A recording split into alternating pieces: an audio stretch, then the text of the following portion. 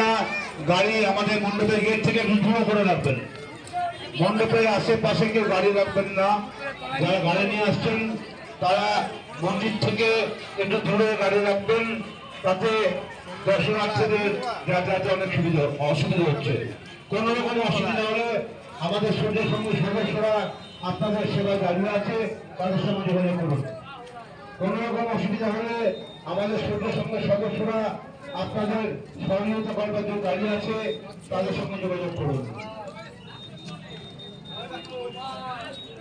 ভিড় বাড়ছে, রাত বাড়ছে, গাড়ি রাস্তা চালান, গাড়ি আপনার সাইডে আপনি চালান, আপনার সাইডে আপনি গাড়ি চালান, বাদিক চেপে চলুন, বাদিক চেপে গাড়ি চালান।